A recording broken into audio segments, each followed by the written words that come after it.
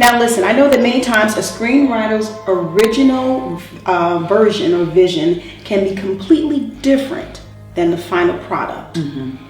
With that in mind, how do you handle any conflicts, if there are any, concerning the scenes that you originally write out and what the final product actually is? How do you handle those conflicts?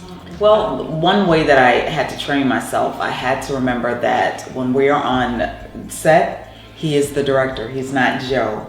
He's not sweetie, honey, baby. He is the director and the producer. So when I bring something to him and he says, this is not gonna work, this won't work, or can you rethink that? Instead of getting immediately offended and no, this is my work, take into account that his professional, that this is his professional direction or opinion. So I've learned to trust him, and I listen to him, and I take his advice.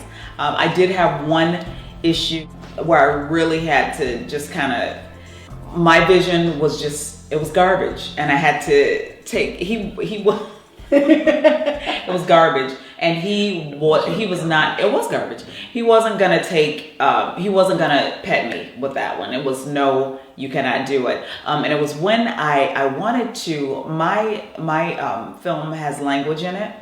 It's not gratuitous, but there's some language in there, needfully so.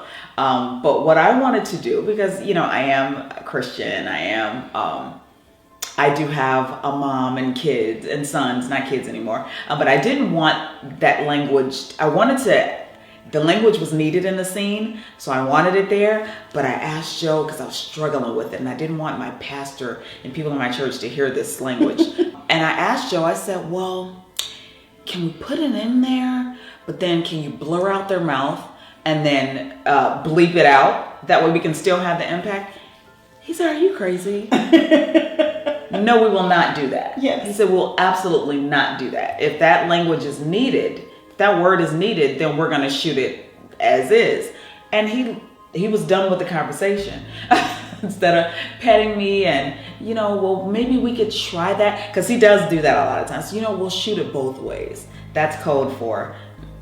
No, it's not. No, many We're not going to keep that one. Different. Yeah, right. Because when you're in the editing process, you want more to work with anyway. Yes. And sometimes a film is actually directed in the editing room. Ah, you know, that's a lot of people, Yes. Editors don't get enough credit. Yes. For a film. Okay. Personally, me, I look at them as the quiet director. Yeah. Yes. You know, because they're piecing all this stuff together. Yeah, the directors usually are the more, you know, gets that feedback, but they basically are creating that film.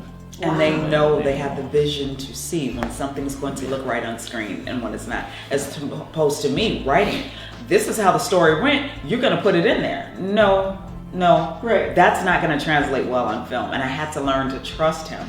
And that's been a process, but he's proven himself every time. So it becomes easier and easier every time. Well, she's learned that again, no gratuitous violence or profanity, but it's always there to drive the story forward. Yes. It's always there to give you more insights into who that character really is.